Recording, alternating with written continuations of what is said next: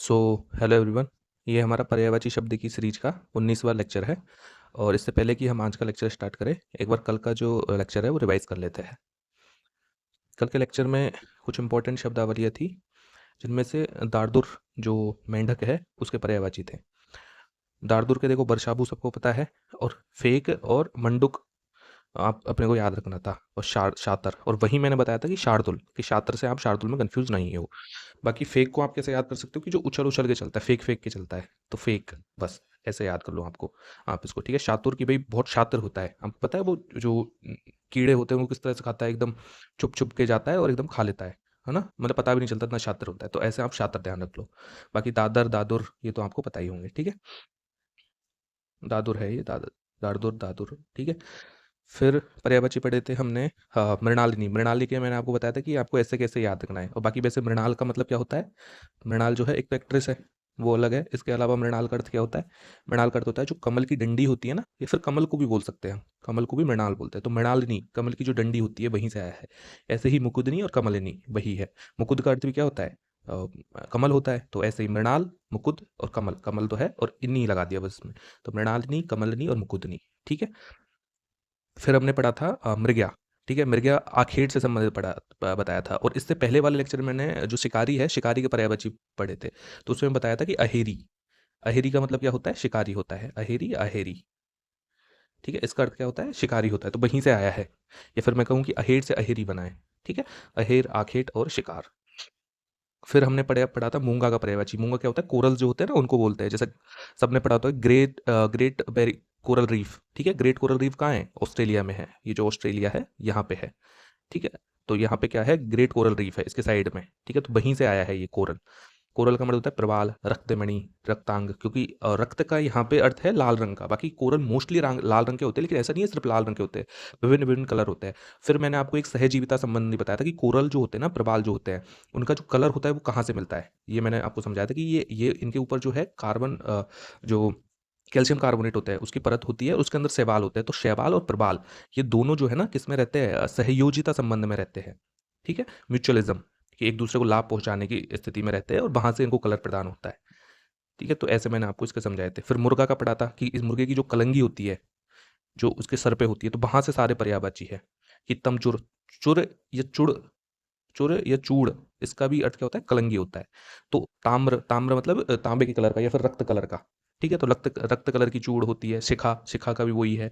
कुक्कुर तो पता ही है। अरुण, अरुण का मतलब भी लाल शिखा होता है। ठीक है, शिखा मतलब कलंगी। फिर हमने पर्यायवाची पढ़े थे। और मुकुर, अब देखो मुकुर और मुकुल में मैंने आपको बताया था कि मुकुल को मुकुर से कंफ्यूज नहीं करना है। मुकुल का अर्थ क्या होता है, कली या कॉम्पल जो होती है ना वो मुकुल होता है, और ये बहुत बार आ भी चुका है, तो कोई पता नहीं इस बार मुकुर दे दे, तो आपको कंफ्यूज नहीं होना है कहीं। और वो देगा, यदि उसने मुकुल दिया ना, तो उसका पर्यायवाची नीचे वो देगा कि भाई शीशा होता है, या फिर मान लो मुकुर दे दिया तो उसका पर्यायवाची शीशा दे दिया, और इधर की दे दिया कली ऑप्शन में। ठीक है, तो आपको ध्यान रखना है कि शीशे का पर्यायवाची होता है मुकुर, और मुकुल होता है कली या कॉम्पल। ठीक है, फिर हमने और पर्यायवाची क्या पढ़े थे, ये मिल गया तो दोबारा आ गया। हाँ, महीन का पढ़ा था, ये बहुत बार पढ़ चुके हैं हम, कि जीना।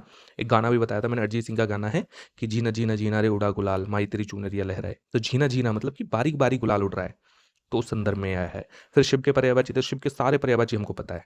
ठीक है, क्योंकि बाकी देखो कुछ पर्यायवाची जो नहीं पता है, वो मैंने बताया था कि पिनाकी।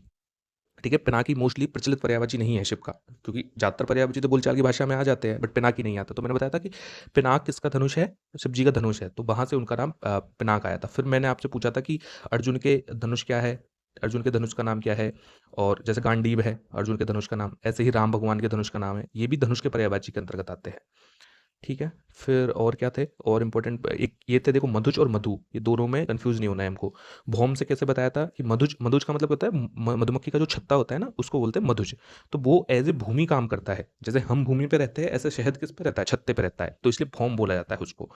ठीक है, फिर मधुच्छिष्ट, है ना, मधुच्छिष्ट और मधुशिष्ट मतलब उसका छूटा हुआ भाग, मधु का छूटा हुआ भाग। ऐसे ही माक्षी पढ़ा था कि माक्षी जो है ना, माक्षी क्या है, मक्खी का तत्सम रूप है, या फिर मैं कहूँ कि माक्षी से ही क्या बना है, तद्भव रूप से मक्खी बना है। तो माक्षिक मतलब मक्खी की मक्खी के द्वारा बनाया गया, तो वो क्या होता है, शहद। फिर मदिरा का, और तो सब चलो आपको याद होंगे, दो पर्यायवाची थे जो शायद आपको याद नहीं होंगे, एक तो बारूणी और कादम्बरी। तो मैंने क्या बताया कि कादम्ब के वृक्ष के द्वारा बनाई जाती, नॉट एग्जैक्टली वृक्ष, कादम्ब के वृक्ष के जो पुष्प होते हैं और जो फल फल होते हैं उसके द्वारा शराब बनाई जाती थी, पहले दारू बनाई जाती थी। तो वहां से इसका नाम आया है कादम्बरी। फिर ऐसे ही बारुणी, कि वरुण क्या है, जो भी पानी के देवता है, जल के देवता है, तो ऐसे ही इनको सारे द्रव्यों के देवता माना जाता है। और द्रव्यों में जो सबसे ऊंचा माना जाता है जिसको, वो क्या है, शराब है। तो ऐसे इसका नाम पड़ गया बारुणी। ठीक है, वरुण से हो गया द्रव्य के देवता, और बारुणी मतलब कि सबसे महान द्रव्य, या सबसे मैं कहूँ कि परिष्कृत द्रव्य, तो वो है मदिरा। ठीक है, जिसका सेवन क्या करते थे, देवता भी करते थे। तो ये कल के कुछ इंपॉर्टेंट पर्यायवाची थे। अब आज के लेक्चर हम स्टार्ट करते हैं। देखो, यज्ञ के पर्यायवाची, तो यज्ञ जहां भी आ जाए, जहां भी अग्नि आ जाए, मतलब कि अग्नि से जो चीज की जाती है, तो अग्निदूत। अग्निदूत मतलब जब हम यज्ञ करते हैं, तो यज्ञ में क्या है, अग्नि को एज ए दूत भेजते हैं हम। भाई, यज्ञ का एक्चुअल मतलब क्या होता है, आहूत देना। ठीक है, तो आहूत में जब आहूत मतलब कि जो अग्नि होती है, वहां पे हम आहूत डालते हैं। आहूत का मतलब जो चीज वो यज्ञ की अग्नि में डालते हैं उसे बोलते हैं आहूत। क्या बोलते हैं, आहूत। ठीक है, तो अग्निदूत, तो वहां पे क्या है, यज्ञ में अग्नि एज ए दूत काम कर रही है ईश्वर तक आपको संदेश ले जाने के लिए, इसलिए अग्निदूत बोला जाता है। इस ऐसे ही अग्नि अग्नोष्टोम बोला जाता है, अग्नि ओष्टोम। ठीक है, अग्नोष्टोम भी इसलिए बोला जाता है। अग्निघ्र, वही सेम चीज है। ठीक है, अब ये दो पर्यायवाची आपको याद रखने हैं, अध्वर और अभिशप। ठीक है, दो पर्यायवाची आपको ऐसे कैसे याद कर रखने हैं, अध्वर और अभिशप। बाकी इसका है ना, अधि धन बर है, अध सॉरी अधि धन अर। ठीक है, क्योंकि ई का अदूधन अर इस टाइप से आता है। तो इसका मतलब होता है कि कोई भी चीज जो यज्ञ के माध्यम से प्राप्त होती है, क्यों यज्ञ के माध्यम से क्या होता है, वर प्राप्त होता है, वरदान प्राप्त होता है, इसलिए उसको क्या बोलता है, अध्वर। कि वर का जो आधार है, भाई वर किसके माध्यम से प्राप्त होता है, यज्ञ क्यों करते हैं, ताकि हमको कोई वर प्राप्त हो, कोई हमारी इच्छा होती है वो प्राप्त हो। तो ऐसे ही अध्वर आया है। अध्वर मतलब कि जो वर का जो आधार है वो क्या हो गया, यज्ञ हो गया। ऐसे ही अभिशब, अभिशब आता है ना। फिर अभिहब, हब हवन से आता है, जैसे हवन है ना, तो हवन से अभिहब बनाए। ऋत, ऋत का मैंने पढ़ाया था कि ऋत और ऋण की जो इथिक्स में हम पढ़ते हैं कॉन्सेप्ट, ऋत और ऋण, तो ऋत क्या होता है, ऋत एक एक ऐसी एनर्जी होती है, सत्य, वैसे तो देखे सत्य का पर्यायवाची रूप में आता है ऋत, तो यज्ञ है वो सत्य ही माना जाता है ना। और ऐसे देखे तो जो ऋत है वो एक ऐसी एनर्जी है पूरे ब्रह्मांड की, जिसके द्वारा पूरा संसार संचालित होता है। तो वहीं से जो है यज्ञ का पर्यायवाची ऋत आया है। प्रयाग आया है। ठीक है, अब प्रयाग कैसे बना है, प्रयाग भी ऐसे ही इसी तरह से बना है कि जो योग होता है ना, उसी से बना है यज्ञ। ठीक है, तो प्रयाग, तो याग से आपको प्रयाग, यज्ञ और प्रयाग भी याद हो जाएगा। ठीक है, याग या यज्ञ, प्रयाग। बलि, ठीक है, ऐसे ही मख। ठीक है, मख भी आपको याद रखना है। मेध, जैसे मेधी तो बोलते ही है, जो जो यज्ञ होता है उसके चारों तरफ की जो बाउंड्री होती है उसको मेधी बोलते हैं। तो वहां से मेधी याद हो जाएगा। यक्ष तो यज्ञ का ही एक दूसरा रूप है यक्ष। बाकी यक्ष इतना इंपॉर्टेंट है नहीं, क्योंकि इतना प्रचलित पर्यायवाची नहीं है इसका। ठीक है, तो थोड़े डिफिकल्ट पर्यायवाची, लेकिन हमको ऐसे ही याद रखने हैं ये। ठीक है, मैंने क्या बताया था, अध्वर मतलब कि जो वर का आधार होता है वो यज्ञ होता है। ऐसे ऋत बताया था कि सत्य के लिए जो चीज की जाती है वो हो जाता है यज्ञ। या फिर ऐसे मान सकते हैं कि यज्ञ में जो ऊर्जा प्राप्त होती है ना, वो इसी टाइप की ऊर्जा होती है जैसे ऋत की जो ऊर्जा होती है, सत्य की ऊर्जा होती है, ऐसे। ठीक है, फिर हम पढ़ते हैं यमुना के पर्यायवाची। देखो, यमुना को अर्कजा बोला जाता है ना।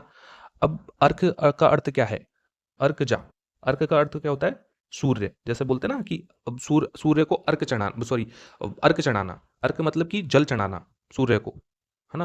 तो अर्क चढ़ाने का अर्थ ये, जैसे अर्क देना ये भी बोला होगा, तो अर्क देना मतलब सूर्य को जल देना, तो अर्क का मतलब होता है सूर्य। तो सूर्य की पुत्री के रूप में, तो जहां भी सूर्य जा आ जाए कि भाई सूर्य की पुत्री कौन है, यमुना, वहां आपको यमुना ही ध्यान रखना है, सूर्य की पुत्री। ठीक है, गंगा किसकी है, शिव भगवान के रूप में जितने भी पर्यायवाची आते हैं वो गंगा के पर्यायवाची, गंगा नदी के, ताकि आप नदियों के पर्यायवाची रूप में कंफ्यूज ना हो। और जहां भी सूर्य की पुत्री के रूप में आए तो वो क्या है, यमुना है, ये आपको ध्यान रखना है। जैसे देखो, तरणी तनुजा, तरणी मतलब क्या होता है, सूर्य। अब चलो मुझे तरणी बता दीजिए, तरणी तो ये हो गया, तरणी किसका पर्यायवाची है, बड़ी की मात्रा। ठीक है, रवि तनया है, सूर्यजा है। ठीक है, अगेन की सूर्य की पुत्री। जमुना तो बोलते ही है। कृष्णा क्यों बोलते हैं, क्योंकि आपने आपको ध्यान हो तो कृष्ण भगवान को रास्ता दिया था, जब कृष्ण भगवान जो नंद भगवान है, कृष्ण भगवान को लेके जा रहे थे, तो उस टाइम रास्ता दिया था, इसलिए कृष्णा नाम पड़ा। ऐसे ही कालिंदी, कालिंदी क्यों बोलते हैं, क्योंकि कालिंद पर्वत से इनकी उत्पत्ति हुई है, इसलिए इनको क्या बोलते हैं, कालिंदी, यमुना को। फिर यात्री, यात्री को देखो, पंथी, पथिक, पर्यटक, बटाऊ, बटोही, ये मैंने कल भी बताया था, जब हमने पथ के पर्यायवाची पढ़े थे तब हमने पता था बट या बाट, है ना। फिर ऐसे ऐसे ही मैंने आपको बताया कि बटोहिया एक गाना है, किस मूवी में है ये गाना, नदियों के उस पार एक मूवी है, उसमें गाना है कि कौन दिशा में लेके चला रहे बटोहिया, तो बटोही, है ना, बटाऊ, बटोही, राहगीर, राही, ये सब एक ही पर्यायवाची यात्री के। ठीक है, फिर युद्ध, युद्ध का है धरण और संग्राम और समर। ये सबको पता होगा, ठीक है। अब वैसे जो धरण शब्द होता है ना, धरण शब्द युद्ध भूमि के लिए आता है। युद्ध भूमि, जो भी युद्ध भूमि होती है वो धरण के लिए आता है। जैसे आपकी युद्ध भूमि क्या है, आपका कमरा आपकी युद्ध भूमि है। आपका जो कमरा है, आपकी जो लाइब्रेरी है, आपकी जो टेबल कुर्सी है जहाँ पे आप बैठ के पढ़ते हो, धर्म के लिए आपका धर्म क्या है, अध्ययन करना। अध्ययन करना आपका धर्म है, विद्यार्थी का धर्म क्या है, अध्ययन करना। तो वो आपकी क्या है, युद्ध भूमि है। तो आप ऐसे याद कर सकते हो कि जहाँ आप अपने आप को धारण करवाते हो, जहाँ बैठते हो आप, धरण मतलब कि बैठना, जहाँ बैठते हो वही आपकी क्या है, युद्ध भूमि है। तो ऐसे आप इसको ध्यान रखते हो कि धरण का मतलब क्या होता है, युद्ध। या फिर ऐसे कर लो, धर्म के लिए जो रण लड़ा जाता है वो क्या हो गया, आपका युद्ध हो गया। फिर युधिष्ठिर है। युधिष्ठिर के पर्यायवाची, युधिष्ठिर कौन है, जो सबसे बड़ा पांडवों में सबसे बड़ा जो भाई था वो युधिष्ठिर है। तो युधिष्ठिर को बोला जाता है अजातारी। ए जात अरी, ए धन जात धन अरी, मतलब कि जिसका शत्रु अब तक उत्पन्न नहीं हुआ हो उनको क्या बोलते हैं, अजातरी। ऐसे ही कंक बोला जाता है। अब देखो, कंक और जय आपको एक साथ ही याद रखना है। युधिष्ठिर को कंक भी बोला जाता था और जय बोला जाता अज्ञातवास के दौरान। अज्ञातवास के दौरान जितने भी पांडव थे, विद पांचाली, पांचाली मतलब द्रौपदी के साथ इन्होंने क्या है, अलग अलग नाम धारण किए थे।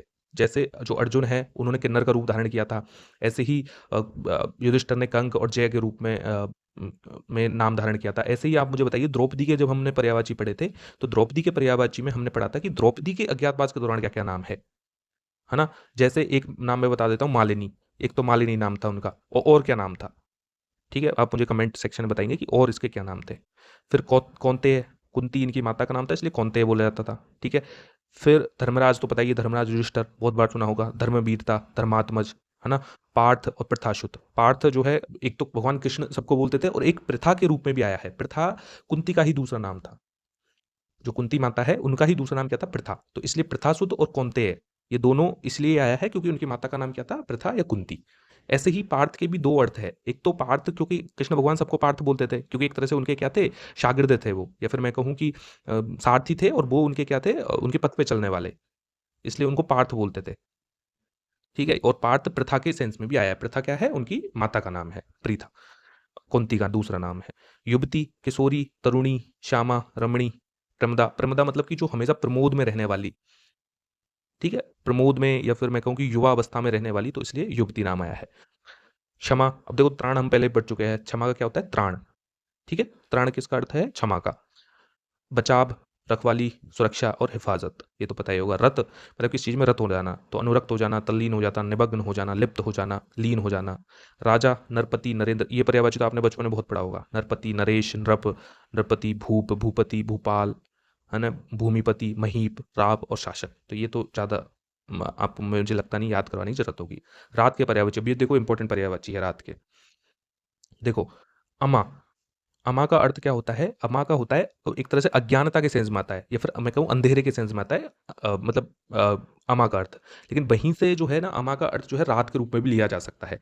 यदि किसी ने आप में से जो रामधारी सिंह दिनकर जी की एक कविता है, राम की शक्ति पूजा, सॉरी, सूर्यकांत त्रिपाठी निराला जी की है ये, निराला जी की है, जिसका नाम है राम की शक्ति पूजा। यदि उसका पहली ही लाइन पढ़ी हो तो वहां पे आता है अमानिशा गगनता, उगलता गगन घन अंधकार। तो है अमानिशा, अमा निशा, मतलब एकदम काली अज्ञानता भरी निशा, मतलब रात। तो है अमानिशा उगलता गगन घन अंधकार, तो है अमानिशा उगलता। तो ऐसे लाइन आती है वो। उसमें आगे ऐसा है कि स्तब्ध है पवन चार, खो रहा दिशा का ज्ञान, इस टाइप से लाइन आती है। तो अमा का मतलब क्या होता है, रात्रि। ऐसे ही अहोरात्र, अब एक्चुअली में अहोरात्र का अर्थ जो है ना, रात दिन होता है, दिन रात, क्योंकि अह जो है ना, इसका अर्थ होता है क्या, दिन। तो अहोरात का है दिन रात, ठीक है। कलापिनी, अब कलापिनी का तो ठीक है, अब मुझे कलापी का अर्थ बताइए। कलापी किसके पर्यायवाची थे, दो लोग, दो जानवर है जिनके पर्यायवाची, या फिर मैं और स्पेसिफिक कर देता हूँ, दो पक्षी है जिनके पर्यायवाची क्या है, कलापी है। तो उसको भी ध्यान रखना है। तो ऐसे ही आपको ध्यान रखना है, वो जो दोनों पक्षी है ना, वो रात में भी आवाज लगाते हैं, या फिर ऐसे भी कि भाई रात में बहुत सारी आवाजें आती है। आवाजें मतलब पशु पक्षियों की, ठीक है, उल्लुओं की, इनकी आवाजें आती है। तो इसलिए कलापिनी बोला जाता है कि रात में ऐसे कलापी पक्षी और जानवर जो है कलाप करते हैं, इसलिए कलापिनी बोला जाता है। छपा तो है ही, छपा का मतलब होता है रात्रि। ऐसे ध्यान रखो कि सब चीज छुप जाती है, ठीक है। तमश्विनी, तम आ गया, तम आ गया, तमस्त्री आ गया, तमी आ गया, ठीक है। त्रियामा, त्रियामा क्यों, ये तो सारे तम से बन गए पर्यायवाची, ये चारों के चारों पर्यायवाची। त्रियामा क्यों बोलते, देखो त्रि यामा, यामा का मतलब होता है घड़ी, ठीक है। तो तीन जो पहर है, तीन पहर है या तीन घड़ी है, जैसे प्रातःकाल, ठीक है, फिर उसके बाद में अपराह्न आता है, अपराह्न के बाद सायंकाल, सायंकाल के बाद में जो चीज़ आती है, मतलब तीन घड़ियों के घटने के बाद जो चीज़ आती है वो है रात। निशा, निशी, यामा, ऐसे ही आता है, त्रियामा से ही यामा आता है, यामिनी भी बोला जाता है। अब देखो अगेन आपको कंफ्यूज नहीं होना है, मालिनी इसका नाम था, किनका, द्रौपदी का नाम था मालिनी, ठीक है। और यामिनी किसका है, रात को बोलते हैं यामिनी, और ये सुना भी होगा बहुत बार, याम्या, राम्या आ गया, रजनी आ गया, राका आ गया, रैना आ गया। जैसे राका कैसे है, राका का भी रात है, जैसे आपने पढ़ा होता है राकेश, राकेश किसका पर्यायवाची है, राकेश है चंद्रमा का पर्यायवाची, ठीक है। तो वहां इसका संधि विच्छेद जब करोगे तो राका धन ईश, मतलब कि राका मतलब कि रात्रि, तो रात्रि का भगवान है, देवता, वो क्या हो जाएगा, राका। फिर रैना, ठीक है, रैना भी बहुत बार सुना होगा कि निस दिन बरसत रैन हमारे, ठीक है। मतलब यदि आपने वो पढ़ी है जिसको ऊधव की जो व्याख्या है कृष्ण भगवान को लेकर, या ऊधव जो गोपियों को समझा रहे हैं, तो उसमें गोपियां बता रही है कि निस दिन बरसत नैन हमारे, को नहीं आबत है तुमको याद हमारी, इस टाइप से कि रिस दिन और रात में हमारे रैन, जो रातों में जो है आंसू बरसते हैं। तो रैनों में क्या है, रैना में जो है नैन बरसते हैं, इस टाइप से। तो नैन मतलब कि नेत्र बरसते हैं, रैना मतलब कि रात्रि में, ठीक है। विभावरी शब, अब ये शब तो देखो ये भी अगेन गाना है, आई थिंक इमरान हाशमी का ये गाना है कि तुम ही मेरी शब हो शुभा हो, मतलब कि शब मतलब कि रात्रि, और तुम ही मेरी शुभ हो, शुभा मतलब कि शुभा हो, ठीक है। ऐसे ही शर्वरी भी आता है, श्यामा आता है, ठीक है। तो ये सारे पर्यायवाची रात के थे। राधा, राधा कृष्ण प्रिया, ब्रजरानी, राधिका और वृषभानुजा, वृषभानु इनके जो है पिता का नाम था, तो इसलिए इनको बोला जाता है वृषभानुजा, ठीक है। ऐसे ही यदि आप देखोगे ना तो अगेन वही, जब उद्धव गोपियों को समझा रहे हैं ना, तो उस टाइम पे एक लाइन लाइन आती है कि को घटियो ब्रज भानुजा बेहलदल के बीर, मतलब कि जब बता रही है कि जो राधा है और कृष्ण भगवान दोनों ही कम नहीं है, दोनों ही हट पे अड़े हुए हैं। वो कैसे अड़े हुए हैं कि क्यों ही घटेंगे, जब एक तो ब्रज भानुजा है, मतलब एक तो वृष भानु की पुत्री है वृष भानुजा, और दूसरे हलदर के वीर है, हलदर मतलब कि बलराम के वीर है, तो दोनों ही अक्खड़ स्वभाव के हैं, दोनों ही नहीं घटेंगे। तो ऐसे आप याद रखते हो, वृषभानुजा राधा का नाम था। राम भगवान दशरथ रन, अब ये तो आपको याद कराने की जरूरत नहीं है, सारे नाम आपको पता है क्योंकि ये प्रचलित नाम है, सब बोलते हैं हम, ठीक है। राय, परामर्श, मंत्रणा, मत, सहमति, सम्मति, सलाह। रावण, रावण के पर्यायवाची सारे पता होंगे आपको, दशकंद, दशी, दशानन, दशासन, लंकापति, लंकेश। रुक्मणी, अब देखो रुक्मणी कौन है, कृष्ण भगवान की पत्नी, तो उनका नाम है रामा। अब देखो रामा और रमा में आपको कंफ्यूज नहीं होना है बिल्कुल, क्योंकि रमा किसका पर्यायवाची है, रमा लक्ष्मी का पर्यायवाची, मैं यही लिख देता हूँ, रमा जो है लक्ष्मी का पर्यायवाची है, और रामा किसका है, रुक्मणी का। ऐसे ही लक्ष्मी और रुक्मणी किसके, लक्ष्मी के ही अवतार है, क्योंकि क्या मानते हैं कि विष्णु, कृष्ण भगवान किसके अवतार है, विष्णु भगवान के अवतार है। तो ऐसे ही जो रुक्मणी है जिनसे उसका विवाह हुआ, वो लक्ष्मी के अवतार है, ठीक है। ऐसे ही वैदर्भी भी बोला जाता है इनको। अब देखो वैदर्भी भी आपको कंफ्यूज नहीं होना है, एक वैदेही है, वैदेही किसका पर्यायवाची, सीता माता का पर्यायवाची है। तो वैदर्भी और वैदेही में कंफ्यूज नहीं होना है, रमा और रामा में कंफ्यूज नहीं होना है, क्योंकि रामा है रुक्मणी का और रमा किसका है, लक्ष्मी का। बाकी देखिए तो वैसे तो आपस में पर्यायवाची है ही दोनों, लेकिन फिर भी वैदेही में तो बिल्कुल कंफ्यूज नहीं होना है आपको, वैदेही और वैदर्भी। रुद्राक्ष, अब रुद्राक्ष क्या है, रुद्र धन अक्ष, अक्ष मतलब आंसू, तो रुद्र मतलब कि शिव भगवान, तो शिव भगवान के जो आंसू के रूप में जिसको जाना जाता है वो रुद्राक्ष है, ठीक है। ऐसे ही तृण मेरु भी कहा जाता है, तृण मेरु क्यों, तृण मतलब तिनका, मेरु मतलब कि उसका, जैसे मेरुदंड नहीं बोलते, तो उसका क्या बोलते हैं, सहारा एक तरह से। तो मतलब जब आप देखोगे कि रुद्राक्ष उगता है तो तृण के सहारे उगता है, एक तिनके के सहारे लटका हुआ होता है रुद्राक्ष, तो ऐसे इसको तृण मेरु बोला जाता है। बाकी नीलकंठाक्ष, ठीक है, भूतनाशक भी बोला जाता है, रुद्र कमल, रुद्रक, शिवप्रिय, शिवाक्ष, सर्पाक्ष, हराक्ष, क्योंकि हर भी किसका नाम है, शिव भगवान का नाम है, पर्यायवाची है, तो हराक्ष। रोगी, अस्वस्थ, बीमार, रुग्ण, रोगग्रस्त और व्याधिग्रस्त। लंगूर, कपि, बंदर, मरकट, एक और पढ़ा था हमने बंदर के पर्यायवाची, वही बंदर के वही लंगूर के पर्यायवाची है। बंदर का कल हमने पर्यायवाची पढ़े थे, जिनमें से एक और था, कपि है, बंदर है, मरकट है, और एक और था, आप मुझे बताएंगे, जिसका मैंने आपको समूह के रूप में बताया था कि उनका क्या होता है, कुल होता है, कुल के रूप में बताया था जब बंदर के पर्यायवाची हम पढ़ रहे थे। क्या था, कीश कुल, मैं ही बता देता हूँ आपको, कीश कुल, ठीक है। तो कीश किसका पर्यायवाची है, बंदर का पर्यायवाची है, तो बंदर, कपि, ये सबके पर्यायवाची ये है, ठीक है। लक्ष्मण, रामानुज, लखन, शेष और सौमित्र। सौमित्र क्यों बोलता है, क्योंकि सुमित्रा के पुत्र थे ये, ठीक है, सुमित्रा के पुत्र थे, इसलिए उनको सौमित्र बोला जाता है। लक्ष्मी के पर्यायवाची इंदिरा बोला जाता है, ठीक है। बाकी आप इसको ऐसे याद कर सकते हो, इंदिरा कैसे बोला जाता है, इंदिवर सबको पता होगा, इंदिवर, इंदिवर किसके पर्यायवाची है, कमल के पर्यायवाची है, ठीक है। तो इंदिवर मतलब इंदिवर पे बैठने वाली क्या होगी, इंदिरा होगी, तो लक्ष्मी ही बैठती है, कमल, कमल आसन ही है उनका, पद्मासन, पद्मा, कमला, ठीक है, ये सारे उससे याद पर्यायवाची आए। फिर शिरोदत्तनिया, शिरोदत्तनिया, शिरोद, क्षीर सागर, क्षीर सागर सबने पढ़ा होगा। तो क्षीर सागर से क्षीर सागर की जो पुत्री है वो क्या है, लक्ष्मी, क्योंकि लक्ष्मी और जो कृष्ण जो विष्णु भगवान है उनका वास कहाँ है, क्षीर सागर में ही है। तो इसलिए बोला जाता है शिरोतनिया, शिरोदतनिया। ठीक है, चंचला बोला जाता है लक्ष्मी को, क्योंकि पैसा लक्ष्मी का एक रूप क्या है, धन के रूप में माना जाता है, धन की देवी मानी जाती है। तो धन जैसे नहीं टिकता, ऐसे ही लक्ष्मी का स्वभाव माना गया है धन धन के रूप में, कि लक्ष्मी जो कि धन के रूप में आती है वो टिकती नहीं है, चंचल स्वभाव होता है, इसलिए चंचला है। रमा बताई दिया कि रमा और रामा में कंफ्यूज नहीं आना है। रामा किसका पर्यायवाची है, रुक्मणी का, और रमा किसका है, लक्ष्मी का। लोक माता है, विष्णु प्रिया है, श्री बोला जाता है। ठीक है, सिंधुजा वही क्षीर सागर, तो सिंधु से उत्पन्न सिंधुजा, हरिप्रिया, हरि किसका पर्यायवाची है, विष्णु भगवान का पर्यायवाची। और भी पर्यायवाची हरि है, किस किस के पर्यायवाची मुझे आप बताइए कमेंट करके। ठीक है, मैंने बताया था कि हरि, एक तो देखो बंदर का पर्यायवाची था हरि, ठीक है, और विष्णु भगवान का पर्यायवाची था, कृष्ण का पर्यायवाची था। ठीक है, और भी पर्यायवाची थे, आप मुझे बताएंगे हरि किस किस के पर्यायवाची है। लक्ष्य, उद्देश्य, ठिकाना, ध्येय, निशाना, मंजिल। लहर, लहर उर्मी, जैसे उर्मिला होती है ना, ऐसे ही लहर, लहर के है उर्मी, तरंग और बिची। ठीक है, और मेरी बिची तो लहर का हो गया, और मरीची का क्या है, मरीची क्या है, मरीची किसका पर्यायवाची है, आप मुझे बताएंगे। मरीची है, मैं ही बता देता हूँ आपको, मरीची किरण जो होती है ना, प्रकाश की किरण, उसको मरीची बोलते हैं, इसलिए मृग मरीची का नाम आता है। तो ऐसे ही बिची, मरीची से आप ध्यान रखो कि मरीची तो प्रकाश की लहर है, और पानी की लहर क्या है, ब्रीची। ऐसे ही उर्मी आ गई, तरंग आ गई। लालसा, अभिलाषा, तृष्णा, लालच, लिप्सा और लोलुपता। तो ये आज के पर्यायवाची थे। आई होप कि आपने अच्छे से पढ़े होंगे ये। जिन शब्दों की अच्छे से उत्पत्ति हो रही है वो मैंने समझाए हैं। कुछ कंफ्यूजिंग टर्म्स थी पर्यायवाची शब्द में, जो पहले भी आई है अब भी आई है, उनको मैंने एक साथ करके आपको बता दिया, ताकि आपको कोई भी किसी प्रकार का कन्फ्यूजन ना हो। ठीक है, तो ये हमारा आज के पर्यायवाची का लेक्चर समाप्त होता है। मिलते हैं अगले वीडियो में। अब मुश्किल से 2 लेक्चर होंगे, टोटल 21 या 22 लेक्चर में आपकी जो है पर्यायवाची शब्द खत्म हो जाएगी। उतने ही लेक्चर लगे हैं जितने ही किसमें लगे थे, जो हमने पारिभाषिक शब्दावली खत्म की थी। तो ठीक है, मिलते हैं अगले वीडियो में, तब तक के लिए थैंक यू।